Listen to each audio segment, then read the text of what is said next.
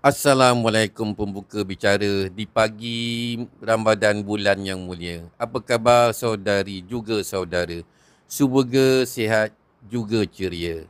Bertemu sekali lagi dalam saluran Pak Mustar Al-Kisah.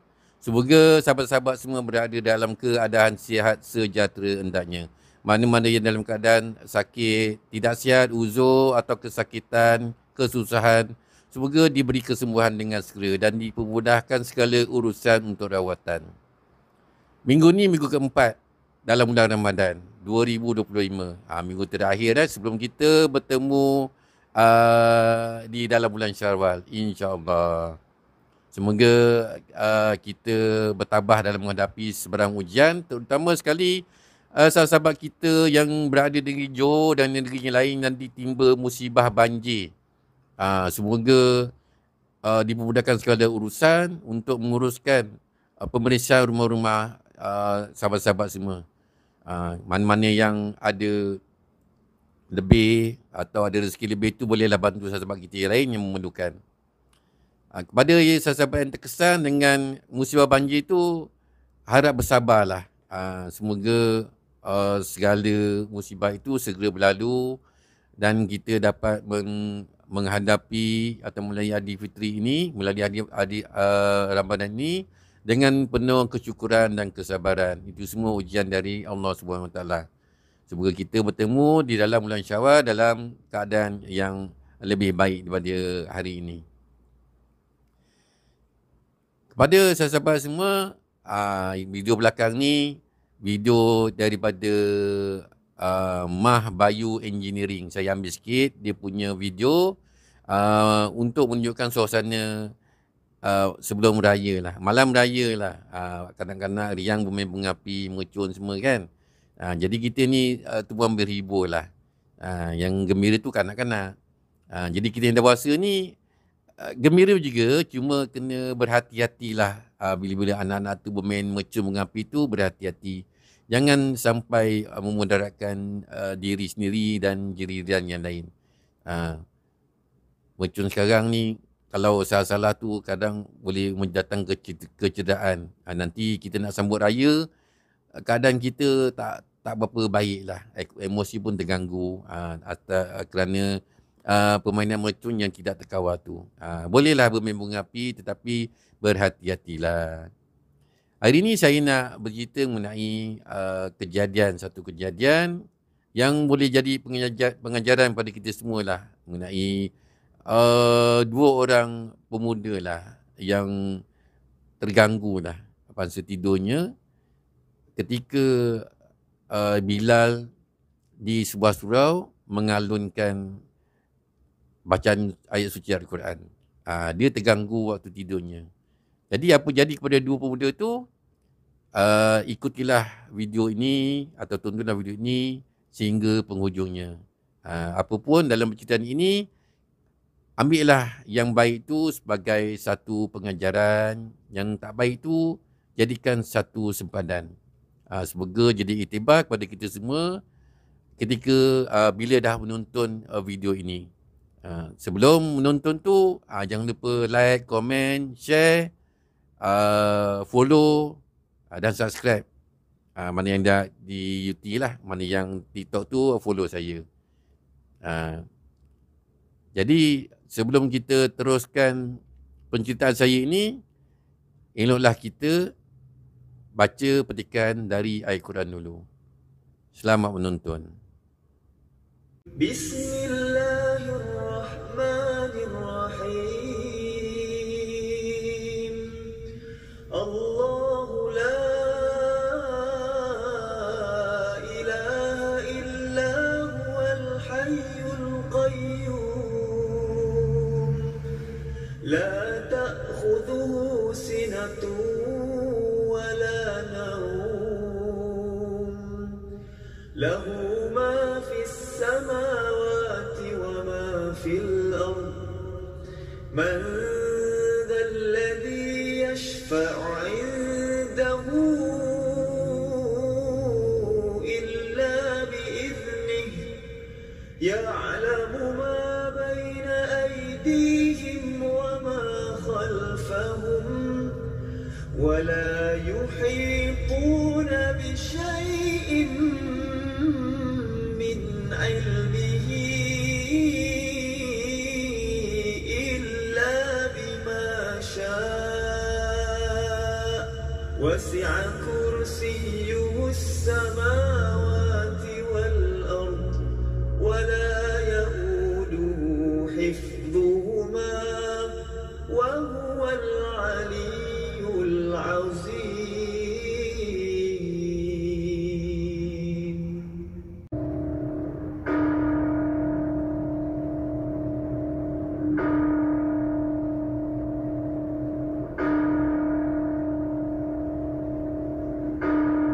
Menjadi tugasan Haji Amir setiap hari, hampir setiap hari mengalunkan bacaan suci Al-Quran menjelang waktu subuh, membangkitkan orang-orang kampung, muslimin dan muslimat yang sedang nyenyak tidur atau lena terbuai mimpi untuk menunaikan kewajipan. Itulah tugasan Haji Hamid yang telah beliau lakukan beberapa tahun kebelakangan ni. Suara Haji Hamid ni memang dikenali di sebuah kampung tersebut. Bila orang kampung dengar suara yang mengalunkan Al-Quran tu, dia akan tahu itu suara Haji Hamid. Kebanyakan penduduk kampung memang senang dengan suara Haji Hamid ni. Memang suara dia lemak, merdu dan mendamaikan. Jadi penduduk kampung tu berbanggalah, suka dengan alunan suara Haji Hamid tu.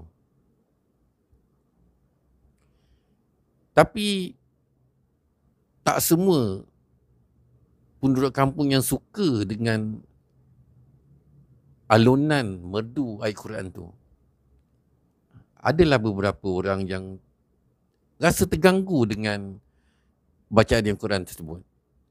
Bila Haji Hamid mengalunkan bacaan Al-Quran tu di subuh hari, sebelum waktu subuh, makna mereka yang lena tidur ni, dia rasa terganggu tau dengan bacaan Al-Quran tu. Sebab mereka ni adalah mereka yang senang kita tak solat lah. Dia rasa terganggu dengan alunan suara Haji Hamid tu. Adalah beberapa kali ketika Haji Hamid mengalunkan Al-Quran tu, bumbung surau tu dibaling dengan objek. Ada yang baling dengan batu, batu-batu kecil lah. Tapi Haji Hamid buat tak tahu je. Dia tetap dengan tugasan dia mengalunkan bacaan suci Al-Quran sambil membangkitkan atau mengejut umat Islam yang lena dibuai mimpi.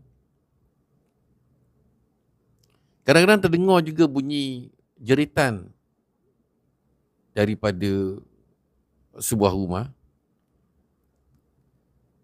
Kadang bunyi dia, "Woi, diamlah. Orang nak tidur kau tu tak?" Sayup terdengar suara tu. Sayup tak sayup lah, tapi terdengarlah dekat telinga Haji Hamid. Tapi Haji Hamid tetap menjalankan tugasannya, membangkitkan umat Islam yang sedang lena tidur.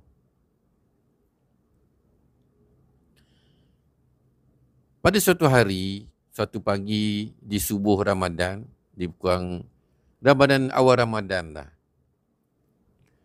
Seperti biasa, Pak Hamid ni selepas sahur di rumah, Pak Hamid ni dia seorang duda. Dia selepas sahur kat rumah, dia makan sikit, makan ringan, bawalah air mineral, bawalah pergi ke surau. Biasanya Pak Hamid ni, Haji Hamid ni biasanya dia orang yang pertama lah sampai ke surau. Dia akan buka pintu, buka lampu, buka kipas, buka aircon.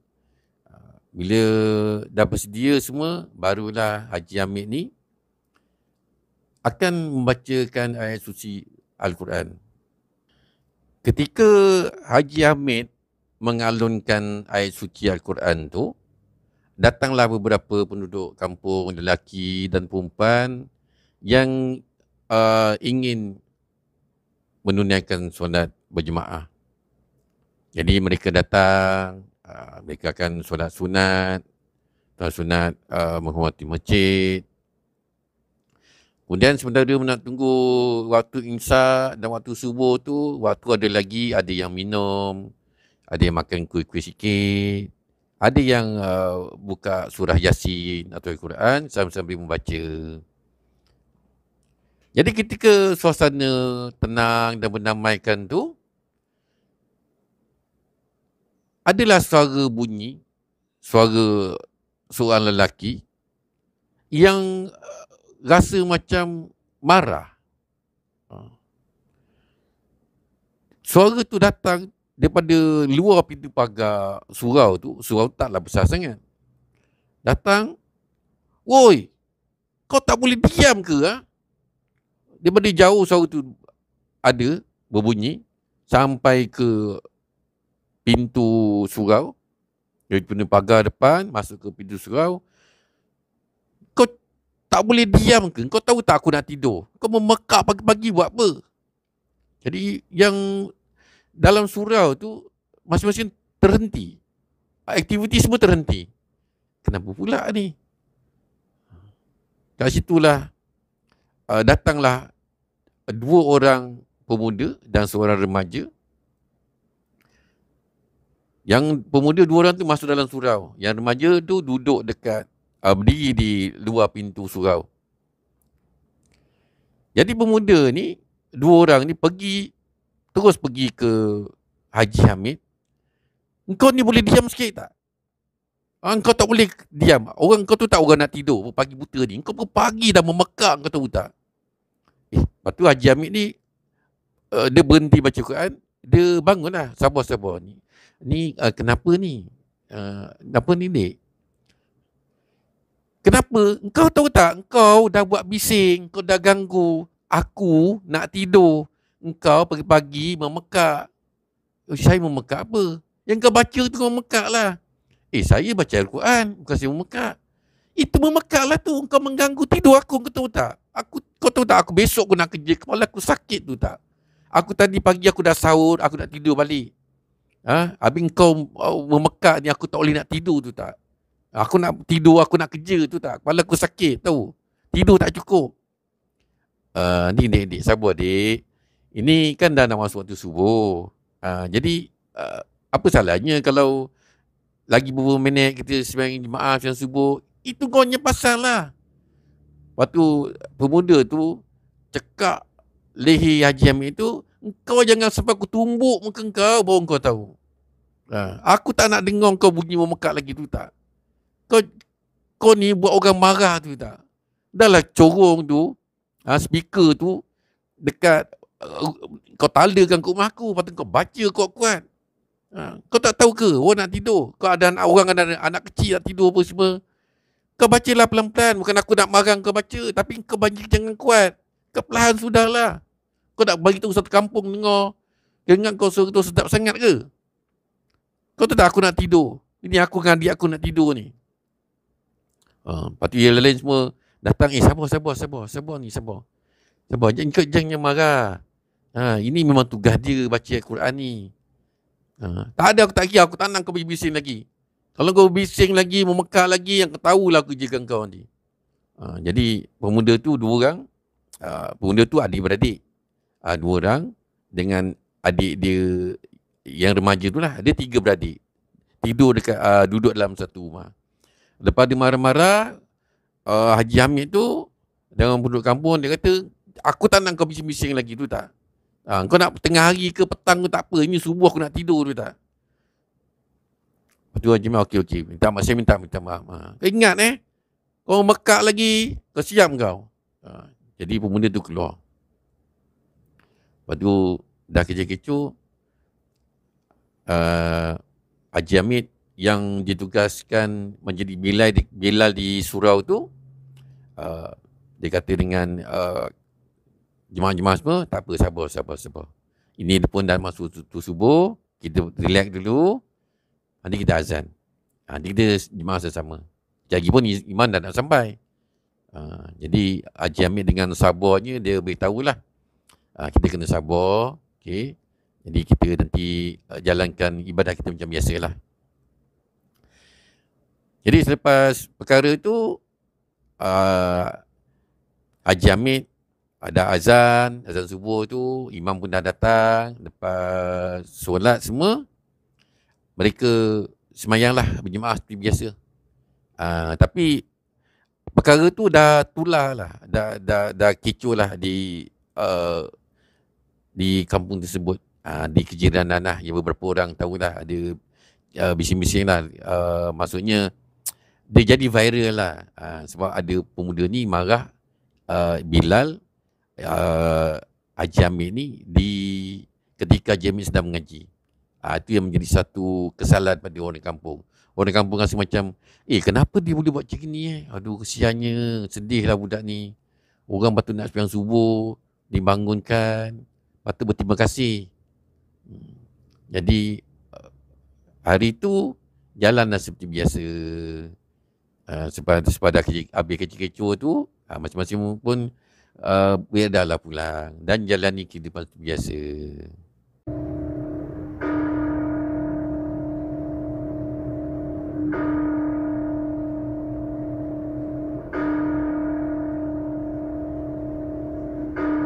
Selepas kejadian yang berlaku tempoh hari, yang mana seorang pemuda bernama Rahim ini telah mengamuk di sebuah surau,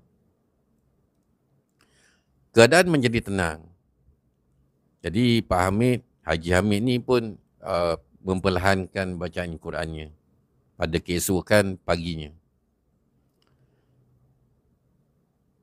Tapi selepas 2 hari itu, dikabarkan si Rahim ni dia mendapat satu musibah. Yang mana adik dia yang dikenali nama Rahman, Rahim dan Rahman. Rahman ni kejut abang dia untuk bangun sahur. Tapi abang dia tak boleh bangun. Dia seumpama tangan kiri dia ni, sebelah kiri, seumpama macam kena stroke. Jadi si Rahim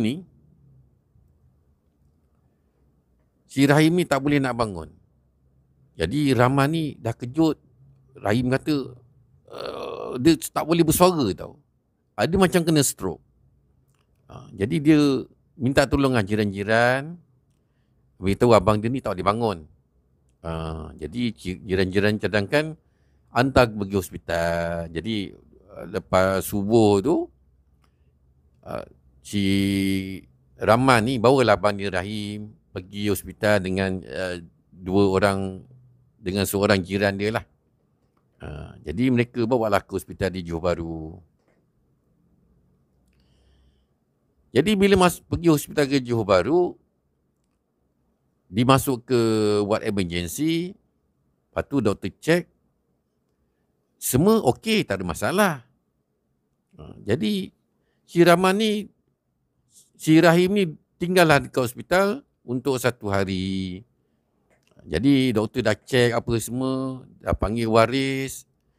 Jadi yang waris tu yang ada adik dia lah, si Rahman tu. Rahimnya yang sakit tu. Dengan adik dia lagi seorang tu yang remaja tu, Rashid. Kedua ibu bapa Rahman dan Rashid ni, dia tak tinggal di situ, dia tinggal di kampung lain. Maknanya di dalam rumah tu, dia tinggal bertiga saja.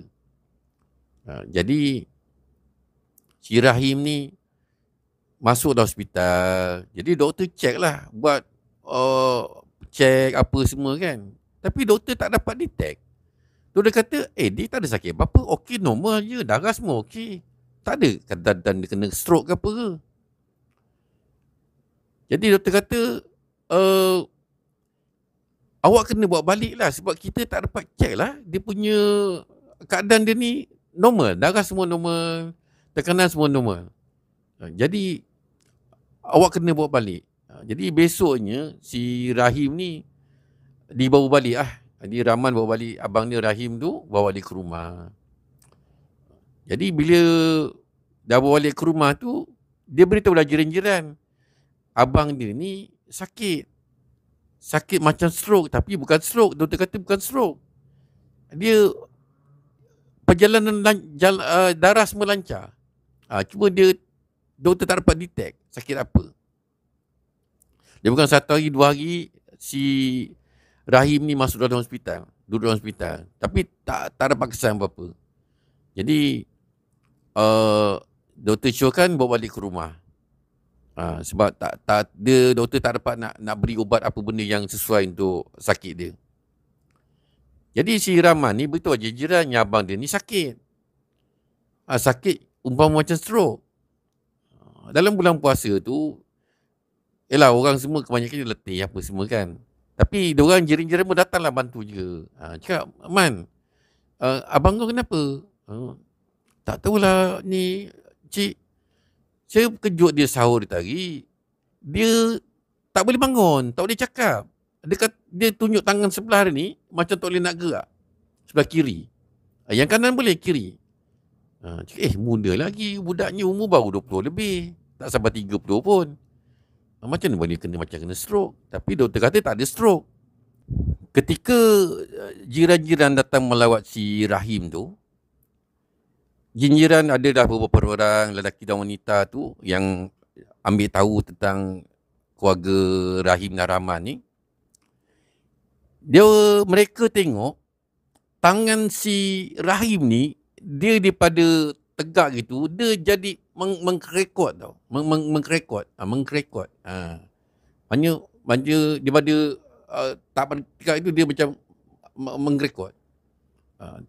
Itu yang diorang nampak lah. Sebelah kiri, kaki, tangan semua mengkerekot. Jadi dia tak tegak. Mula-mula dia cuma tak boleh nak bergerak. Lepas tu bila diorang datang lagi sekali, dah masuk hospital, keluar balik, pergi kat rumah, diorang tengok lagi sekali, keadaan si Rahim tu semakin teruk lah. Dia semakin macam tangan ni semakin macam merapat gini. Lepas tu tangan dia mengkerekot, kaki pun mengkerekot lah, maksudnya tak tegak lah. Jadi benda tu diorang pun dah diorang cakap ni punca kemungkinan pasal kes yang dekat Surau tadi. Jadi diorang bertanya lah. Ada satu jiran ni, dia teringat tau. Engkau tadi, engkau ada marah Bilal kan? Haji Hamid. Ya betul pagi tu. Lepas tu, abang kau ni kan yang cekak baju Bilal tu. Ya betul. Ini aku rasa kau kena minta maaf dengan dia. Kalau minta ampun, minta maaf dengan dia supaya dia maafkan abang kau ni. Yelah. Lepas tu diorang pun pergilah ke rumah Haji Hamid tu. Jadi si Rahim ni dengan 2-3 orang kampung pergilah ke rumah Haji Hamid. Pergi ke rumah Haji Hamid, sekali tengok pintu tertutup. Tertutup lah. Tengok kenderaan dia pun tak ada. Jadi dia orang bertanya-tanya lah, ini Haji Hamid pergi ke mana? Tanya jiran sebelah. Dia balik kampung. Dia balik kampung. Kata ada beberapa hari dia kat kampung sebab ada urusan, dia kata. Allahu Akbar. Kampung kat mana? Kampung jauh jugalah. Lepas tu diorang pergi, tak apalah, kita tunggu je lah Haji Hamid balik. Jadi bila tak dapat jumpa Haji Hamid, nak telefon pun tak dapat. Jadi masing-masing tawakal aja. Jalani kehidupan dengan keperitan dan kepayahan tu. Jiran cuma membantu memberi bantuan yang sewajarnya lah. Beri bantuan pada makanan, bantuan yang untuk beri semangat apa semua. Besoknya adik pada Rahim ni, Rahman ni, besok ni nak kejut lah abang dia. So, dia nak sahur, dia kejut lah. Beritahu dia nak sahur. Abang dia tak boleh nak puasa lah sebab dah tak sihat. Jadi dia kejut-kejut. Abang dia tak bangun. Si Rahim tu tak bangun. Jadi Rahman pun panik. Rahman dengan adik dia seorang tu, Rashid tu, dah panik lah. Beritahu orang kampung lagi. Beritahu orang kampung jiran. Nak tolong ni bawa ke hospital lah. Takut ada sakit yang teruk lah. Tapi bila orang kampung cek. Ini abang kau dah tak ada nadi ni tau. Tak apa, kita telefon doktor ni. Minta ni emergency. Minta diorang datang, sahkan. Jadi bulan pun dah datang. Diorang cek. Dia resahkan si Rahim ni meninggal dalam tidur. Jadi si Rahman ni sedih lah.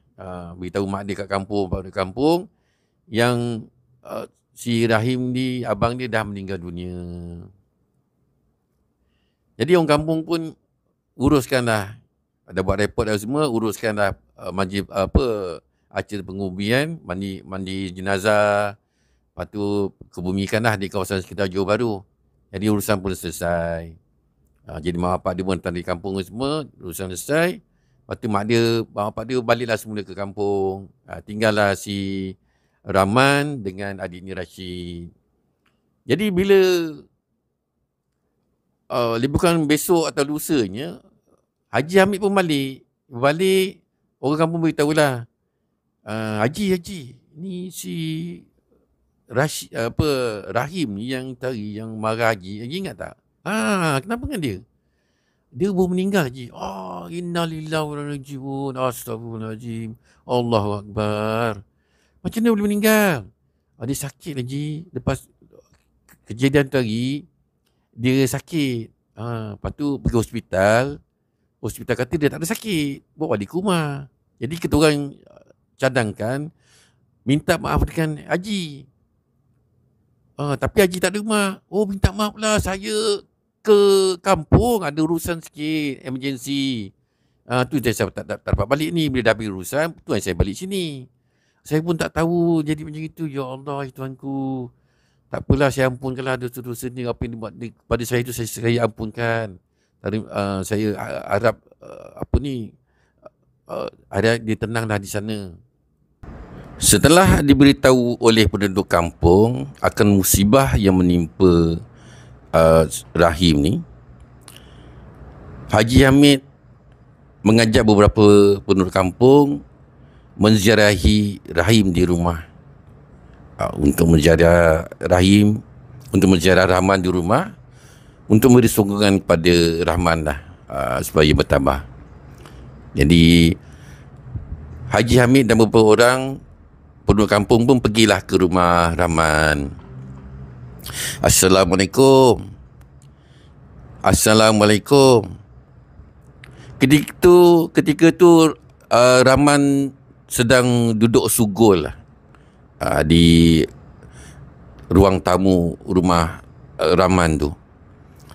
Jadi Rahman pun bingkas bangun lah bila dengar suara salam. Dia bingkas bangun.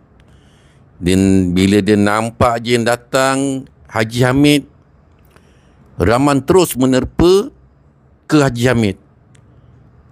Salam, cium tangan.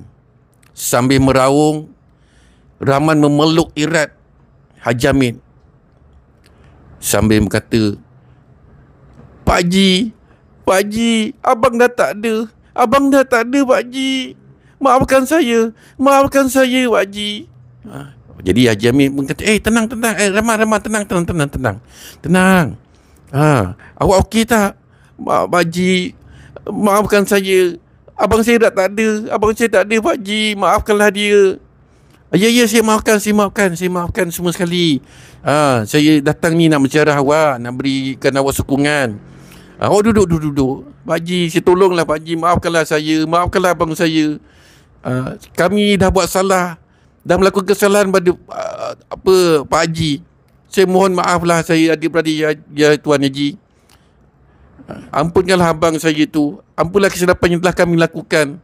Kami mohon maaf pada Abang Haji, pada Tuan pada Pak Haji. Maafkanlah kami semua. Ya, saya maafkan, saya maafkan. Awak tenang. Awak duduk. Saya dah maafkan semua sekali. Duduk. Sambil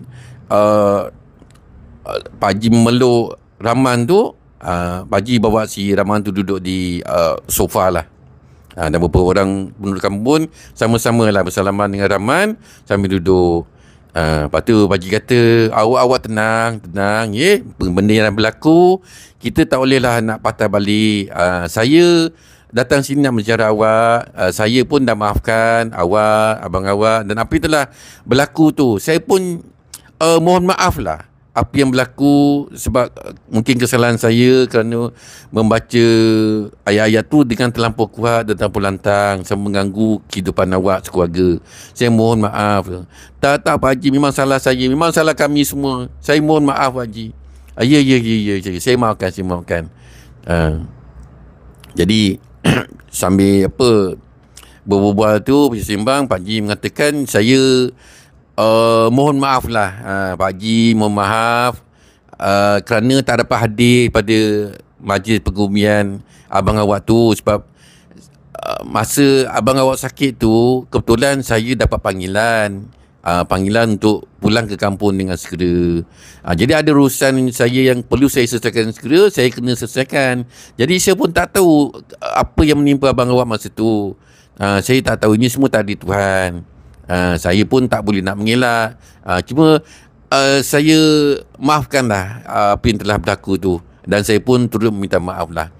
Cuma kalau boleh awak bertobat, minta keampunan daripada Allah. Selalulah semayang, datanglah ke surau, kita sama-sama berjemaah. Ya bayar Tuan Haji, kata si Rahman tu. Jadi setelah berubah, bersembang, memberikan semangat, kata-kata semangat kepada Rahman tu, Haji Hamid mengulurkan sedikit sumbangan kepada Rahman, dan mereka pun beredar lah. Semoga perkara ni jadi satu toladan bagi mereka semua. Jadi si Rahman ni pun jalani hidupan seperti biasalah, balik kerja. Tapi si Rahman ni berada dalam keadaan kemurungan. Dia murung lah. Murung, sedih sebab abang dia dah tak ada. Tinggal dengan adik dia seorang. Adik seorang tu sekolah lagi. Dia terpaksa menanggung lah adik dia. Mak bapak dia kat kampung, tak berapa sihat sangat. Jadi si Rahman ni pergilah kerja naik kereta macam biasa, tapi dalam keadaan gundah gulana, dalam keadaan bermuram durja. Sedih lah sebab abang dia pun muda lagi, 30 tak sampai dah meninggal. Jadi dia rasa macam kesunyian lah. Jadi si Rahman pun rasa kemurungan.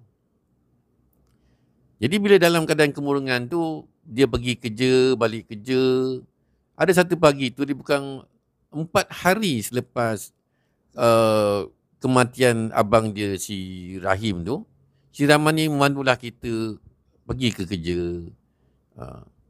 Dia pergi kerja tu, dia bawa kereta, orang tengok dia kadang macam dalam keadaan yang hayal tau. Hayal, macam tak fokus pada pemanduan. Jadi bila dia bawa kereta tu, orang nampak apa yang dia bawa kereta tu. Dia bawa kereta, tiba-tiba kereta dia ni jalan dua hala. Dia jalan ikut line kiri dia tu, tiba-tiba dia masuk ke line kanan dan dia berlanggar dengan sebuah lori. Jadi si Rahman pun meninggal kat situ. Jadi itulah kesudahannya. Dua beradik ni yang marah dengan Bilal yang mengajar Al-Quran, kedua-duanya meninggal. Seorang meninggal dalam tidur dan seorang meninggal dalam kemalangan. Jadi tinggallah adik dia seorang yang masih remaja, yang masih sekolah, tinggal kat rumah tu. Rumah tu memang dah ditinggalkan oleh ibu bapa dia untuk dia 3 beradik duduk kat situ. Sebab mak apa nak balik kampung. Jadi kesedihan tu memang terasa lah bagi seorang remaja yang kehilangan abang, yang menanggung kehidupan dia untuk sekolah. Jadi kisah ni diceritakan oleh sahabat saya tak berapa lama dulu mengenai dua beradik yang marah, mengamuk, mengganggu Bilal untuk baca Al-Quran di subuh hari di waktu bulan Ramadan. Jadi gitulah pengakhirannya, kedua-dua pemuda itu meninggal dalam keadaan yang sangat sedih. Jadi ambillah pengajaran daripada cerita ini supaya kita tidak melakukan perkara-perkara yang tidak baik. Terutama sekali dalam surau, dalam bulan puasa, di subuh hari. Janganlah ikut rasa amarah kita. Sebab kita ni kadang-kadang diberi peringatan, pengajaran dan pedoman. Tetapi kadang-kadang kita tak boleh terima semua tu. Kadang kita ikutkan rasa hati kita. Jadi kedua-dua tu yang rasa dirinya terganggu oleh tidur, dah terima akibatnya. Tapi semua itu semua adalah daripada kuasa Allah SWT. Sebab Tuhan menentukan segalanya. Kita sebagai hamba-Nya, kita kena beringat akan apa-apa yang kita lakukan. Jangan melakukan perbuatan-perbuatan di luar batasan. Itulah saja penceritaan saya untuk kali ini. Apapun cerita saya kali ini, janganlah terlalu taksub, jangan terlalu percaya. Kerana hanya yang mengalami saja akan tahu kebenaran cerita ini. Apapun, saya mohon ampun dan maaf dari hujung rambut sampai ke hujung kaki sekiranya penceritaan saya ini tidak begitu lancar, tidak begitu baik. Saya mohon ampun dan maaf. Kepada sahabat-sahabat semua, mana yang suka cerita ni, boleh like, komen dan subscribe. Kalau dalam TikTok tu, boleh follow saya. Jangan lupa share pada kawan-kawan yang lain. Kepada sahabat-sahabat semua yang ada cerita misteri, mistik atau seram atau apa-apa cerita lah yang ingin dikongsikan kepada saya, boleh hubungi saya pada description yang saya sediakan di bawah. Boleh hubungi saya untuk kita berkongsi bersamalah apa-apa cerita yang menarik yang boleh jadi pengajaran dan pedoman kepada sahabat semua yang lain. Jadi sekianlah saja penceritaan saya dan video saya untuk kali ini. Jadi saya nak ucapkan selamat Hari Raya lah kepada sahabat semua yang berada di luar sana. Selamat Hari Raya, maaf saya dan batin. Sekiranya ada silap dan salah, silap kata atau penceritaan saya mohon ampun dan maaf. Saya ucapkan selamat Hari Raya, maaf saya dan batin kepada semua sekali. Sebelum tu saya nak sampaikan serakat pantun lah untuk mengakhiri video atau konten saya untuk hari ini. Bermain mercun di malam hari, riang gembira di atas titi. Selamat Hari Raya Aidilfitri. Dari Pak Mustar, ikhlas dari hati. Assalamualaikum.